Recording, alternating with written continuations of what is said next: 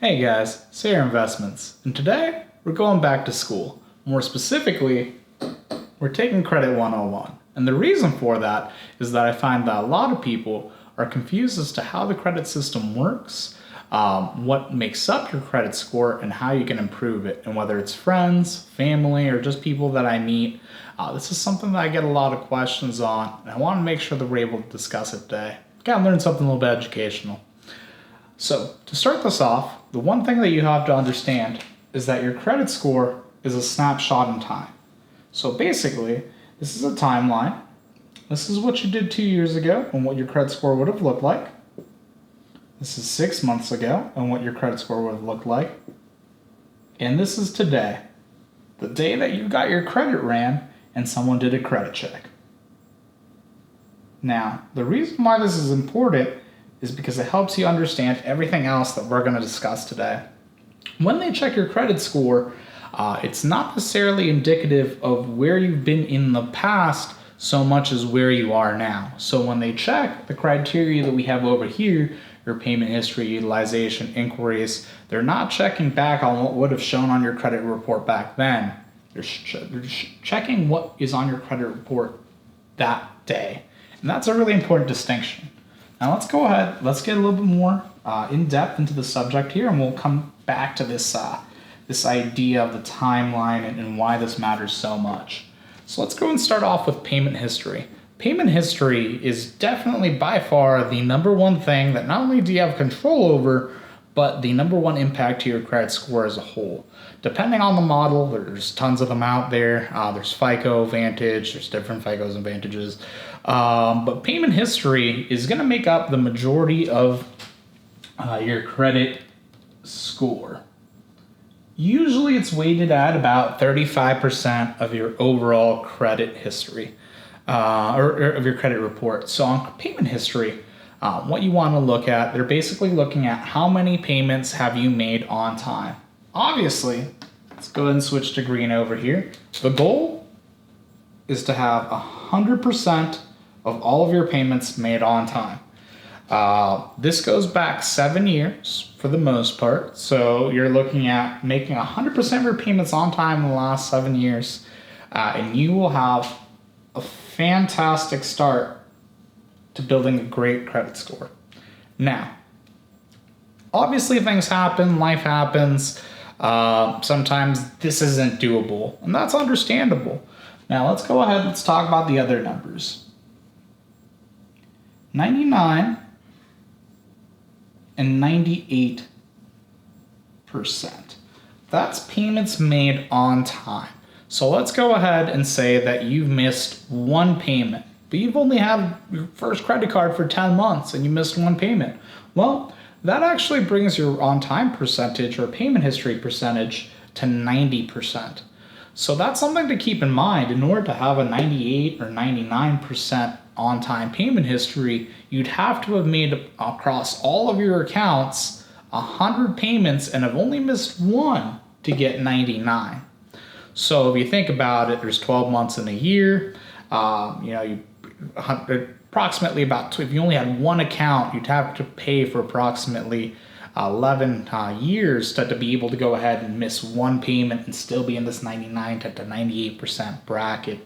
The more accounts that you have, and we'll talk about this later as well, the more that eases up, because now, say you have 3 accounts, you're making 36 payments a year, and that really helps. And if you miss a payment, it also hurts you more early on, because if I'm a lender and I'm looking at you and you just missed your payment last month, I'm not going to feel so inclined to give you a loan, versus where if you missed a payment 2 years ago, it's kind of understandable. Things happen.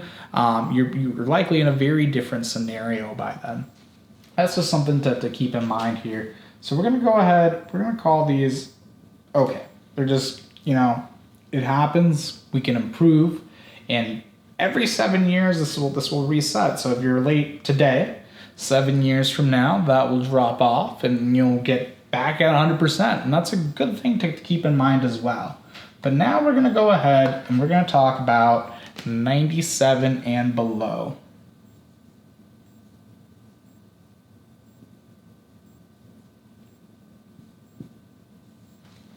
So if you're below 97% on your payment history, that's a really bad indicator of somebody who's most likely not paying their or not able to pay their bills on time or isn't financially responsible. And that's something that you really want to keep away from, and you want to understand that it's a percentage-based system. So even one payment, depending on your payment history, can have a huge impact on your credit score, and each of these sections are basically tiers that they use in an algorithm to calculate what your credit score is. Now, the second thing that we want to talk about today, and this is kind of where we're going to get into some interesting conversation with what I was talking about, being your credit score being a snapshot in time. Utilization is the second most important part about your credit score. Roughly, depending on the model used, it's going to make up about 30% of your credit score. And utilization is interesting because it depends on how much available credit you have. So let's go ahead, let's take a couple different looks here. Let's go ahead and look at this person. All right, so this person, he's got one credit card and he has an $1,000 credit limit. Now, that sounds pretty good. You know, he pays his bills on time, doesn't have any issues there. He's made on-time payments for 5 years. So we know this guy's pretty reliable. But here's where it gets a little bit tricky. When it comes down to what makes up your credit score and utilization, the second most important part about your credit score, they're going to go ahead and be looking at how much of your open available credit that you use. And ideally, you're going to want to fit in the 0 to 9% range. And that can be a little bit difficult. If you only have one credit card and you have $1,000 credit limit, that means that you need to have $90 or less of a balance on your account in order to be at 9% or less. Now, here's another interesting thing to note. Remember when I mentioned that snapshot in time?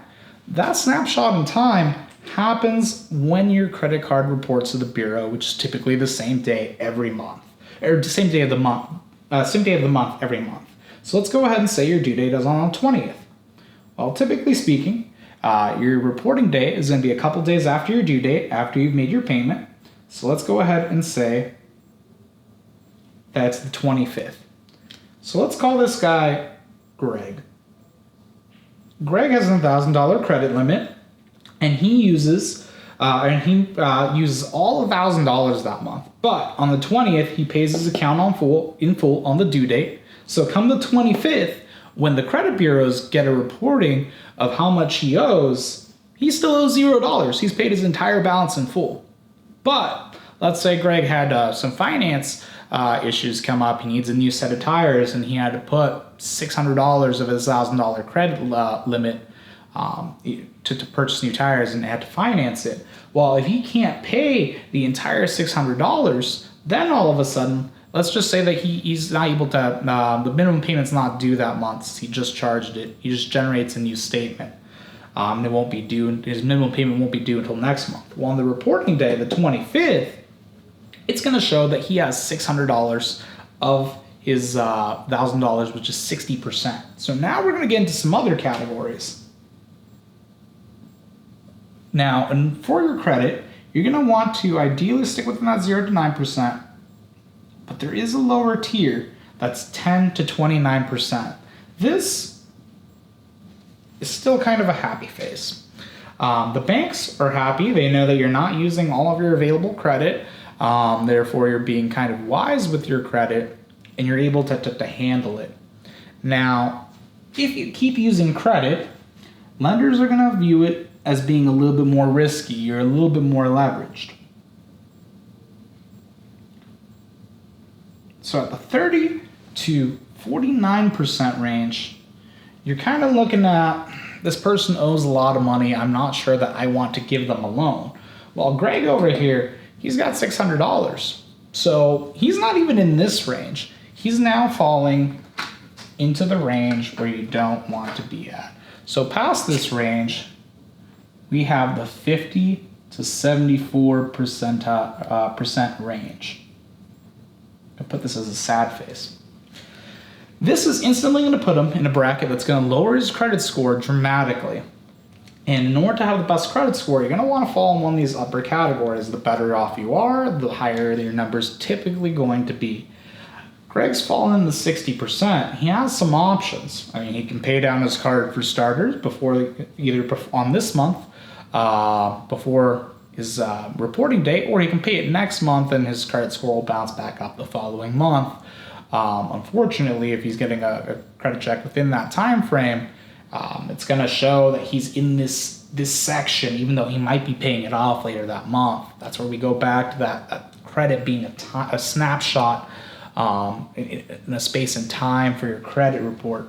Now, there is another category, and this is where we just want to avoid this. This is the 75% and up. This right here, we're not even going to give that a sad face. This is an angry face. If you're here, just pay that down. Don't. I don't care if your credit limit's 1,000. I don't care if it's 10,000, 100,000. If you're 75% and above, you are tanking your credit score, and you need to lower that. That is, like, aside from paying your payments on time, that's one of the biggest impacts that you can have on your credit score, is literally just lowering your utilization. Now, here's where it gets interesting, though. So Greg's only got an $1,000 credit limit, but let's go ahead and let's take Tim over here. He's got a couple of cards. He's got one here, and then he's got one here. So Tim has 3 open cards. He's got the same $1,000 credit card that Greg has, but he's got a $5,000 card and a $4,000 card. How your utilization works is that's based as a percentage of all your overall available credit. So for Tim, he's got $10,000 of an available credit. And that effectively lets him use more of his credit while having a lesser impact on his credit score. And the reason for that is that now, instead of having $1,000 and only being able to put $90, he can now have $900 in used credit at the time of his reporting for each card total, and he's able to go ahead and still be in this happy range where he's at 0 to 9%. He's got even more room because he can be at $1,000 to $2,900 worth of used credit and still be in good territory. And that's something to really keep in mind. Open available credit is very, very important. It doesn't matter whether you have a $1,000 card, a $10,000 card, and how much you per se owe on it. For example, if you owe $1,000, that $1,000 isn't equal. That's a lot more to Greg than it would be to Tim. So that's something to keep in mind. Now, the next thing that we're going to want to talk about is inquiries. Inquiries are kind of interesting because there's a lot of scenarios where this might not necessarily apply to you. We'll also get a little bit in depth later on that subject, but for now, we're going to talk about how inquiries impact your credit score. So inquiries, you're going to want to ideally have as few as possible to have a good score. This makes up about 10% of your credit scores. It's not the end of the world, but it does make an impact.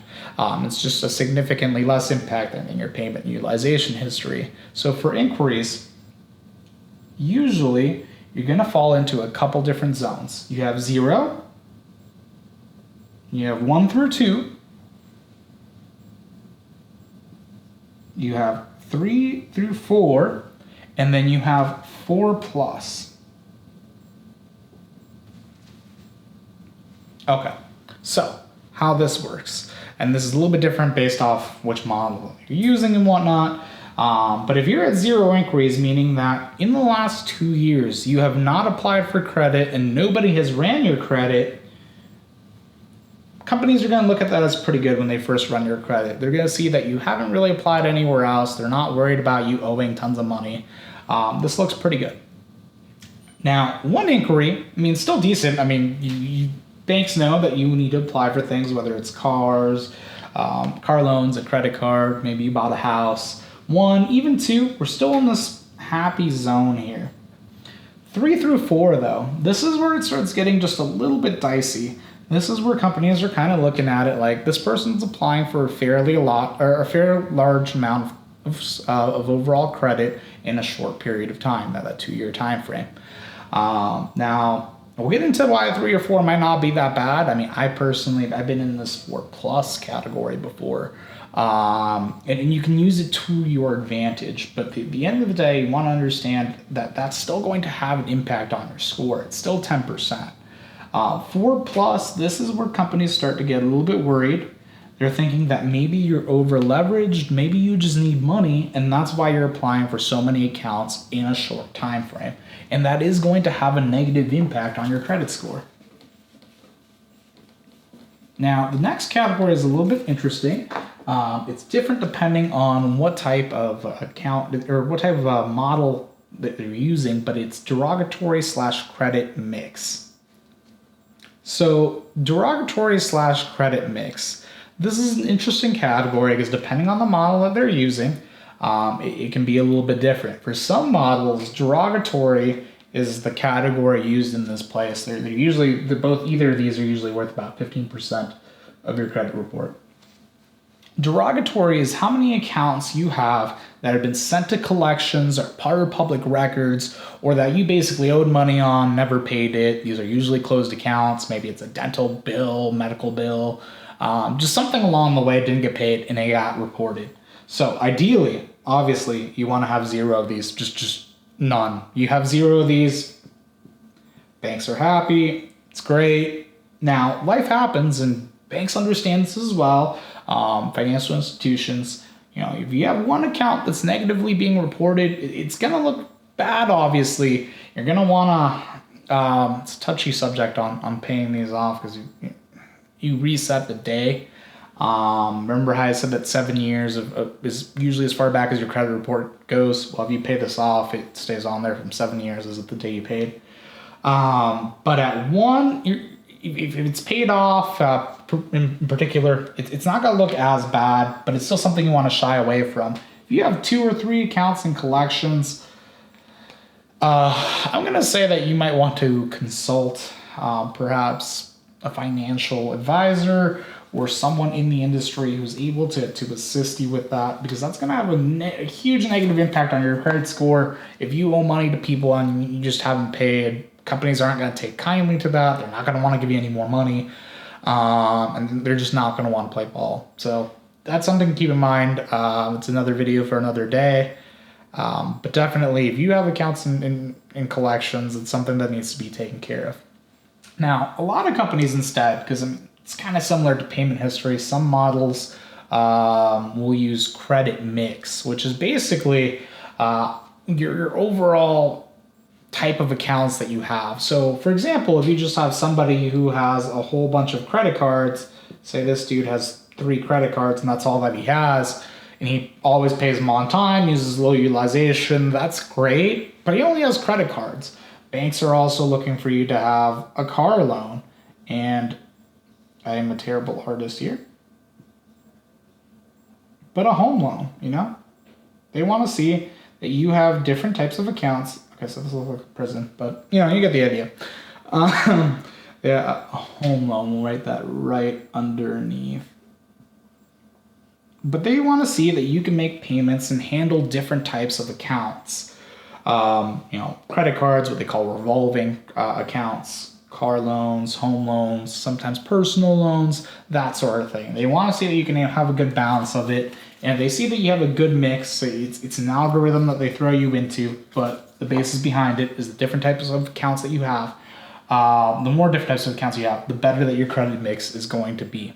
Now, the last part that we're going to talk about, partially because it is one of the less impacting things, but also because it's the hardest thing to really have control of when you're starting off with credit, is age of credit history. Age of credit history. So age of credit history is on average how long all of your accounts combined have been opened for. So let's go ahead and take a look at the different categories that financial institutions are looking at. If your accounts have been open for less than 2 years, when looking at the average age of each account, it's not looked on ideally. You're going to have a really hard time getting loans, getting credit cards, Basically, what it comes down to is banks don't have a whole lot of information on you from payment history, utilization. They don't have a lot of information to work with you. If you're fresh and you don't have any accounts, you're basically a ghost in the financial system. In order for them to really kind of open up a little bit more and want to give loans, want to give better rates and whatnot, you're going to have a longer age of credit. And they're going to have to see some history on these accounts. Once you get into the 2 to 4 year period, it's still not ideal, but at this point in time, banks have some information to work with you on. They know a little bit more about you. They know more about your payment history. They're able to draw a lot more information on how you've handled credit. And that's really important. And it's also giving you probably a little more time to have developed a couple more accounts, probably or hopefully at least more than one. Now, as you start developing and things start to get a little bit older, you're going to be looking at the 5 through 6 year time frame. At this point in time, banks have a lot more information to work with you on. They know a lot more about you when they run your credit report, and they're going to be more willing to lend money to you if you've done well in the other criterias that we've discussed. If you haven't, then, well, they know about that too, and it's just not going to work out well for you. You're going to have to rebuild your credit. Hopefully we'll have a video on rebuilding credit and kind of how to work through that in a later video. Ideally, you want to be at 7 or even 9 years.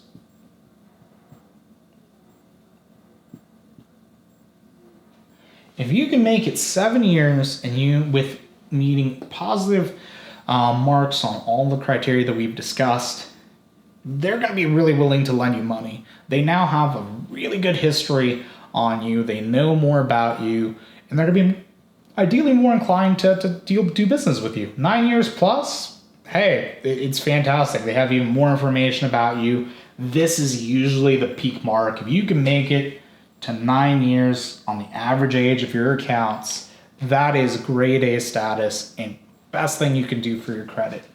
Now, the reason why we were talking about inquiries earlier and why 4 plus sometimes isn't that bad, depending on what you're doing, as long as you're not being reckless, the reason for that is age of credit history.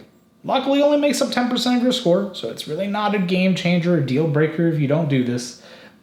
But if you want to shoot for the best criteria possible, you want to max out, this is how you do it. So average age of credit. If you have one account and you've had that, you open that here, you just turned 18, and you go all the way through, you would have to be 27 in order to have that one account that you have an age history of the 9 years that makes you look ideal.